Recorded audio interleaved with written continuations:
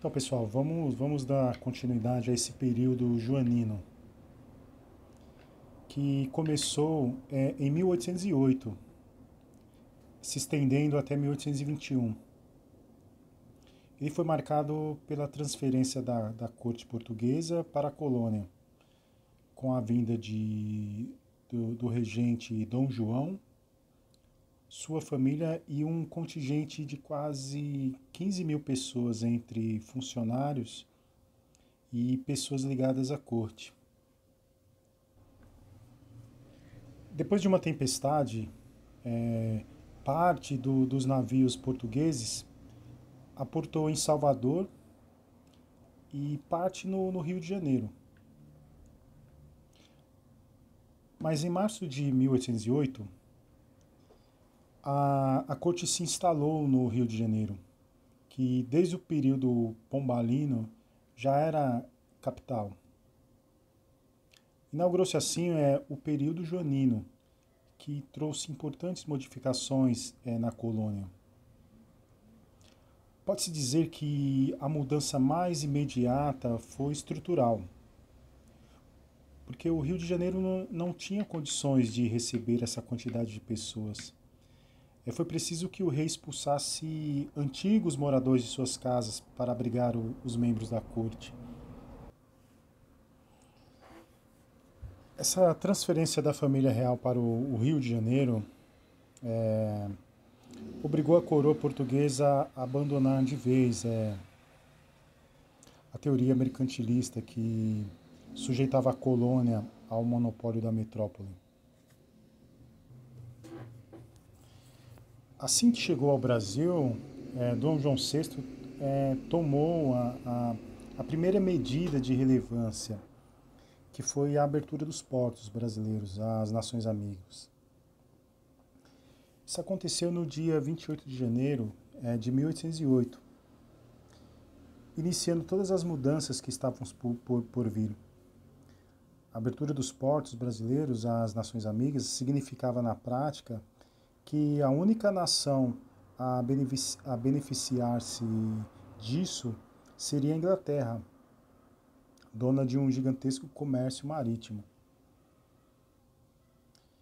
Essa medida significou o fim do monopólio comercial exercido por Portugal sobre as atividades econômicas no Brasil e permitia aos comerciantes e grandes proprietários brasileiros negociar diretamente com seus compradores estrangeiros.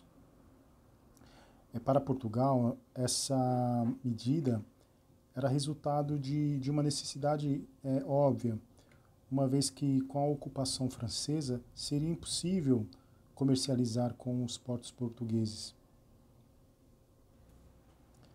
Outras decisões importantes tomadas por Dom João foram a permissão para instalar manufaturas no Brasil e a criação de incentivos para que essas manufaturas surgissem. Apesar dessa medida ser extremamente importante, as mercadorias manufaturadas produzidas no Brasil sofriam com a concorrência de mercadorias inglesas, que possuíam mais qualidades e um preço atrativo. Portugal taxou as mercadorias inglesas em apenas 15% de imposto alfandegário. Por ordem de Dom João, foram desenvolvidas faculdades de medicinas em Salvador e no Rio de Janeiro. Além disso, construíram-se museus, teatros e bibliotecas. E foi permitida a instalação de uma tipografia na cidade do Rio de Janeiro, onde tudo isso contribuiu para o crescimento do intelectualismo no Brasil e possibilitou a circulação de ideias, sobretudo na capital.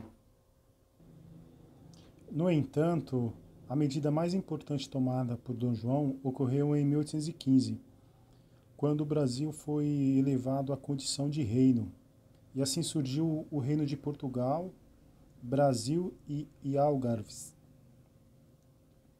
Isso aconteceu porque as nações integradas do Congresso de Viena consideravam inaceitável que um rei europeu estivesse em uma colônia e não em seu reino de fato. E como resposta, Dom João tomou essa medida e transformou o Brasil em parte integrante do reino português. Além de permitirem o desenvolvimento econômico e intelectual do Rio de Janeiro, todas essas mudanças resultaram no aumento populacional da cidade do Rio de Janeiro, que passou de 50 mil habitantes em 1808 para 100 mil habitantes em 1822. Enquanto esteve presente no Brasil, Dom João envolveu-se diretamente em questões territoriais com nações vizinhas e territórios vizinhos dominados por nações estrangeiras. Primeiramente, houve a invasão da Guiana Francesa, realizada em 1809. Dom João ordenou essa ocupação, junto com tropas inglesas, como represar a ocupação de Portugal pelos franceses. A presença lusitana na Guiana estendeu-se até 1817, quando essa região foi devolvida para a França após a derrota de Napoleão.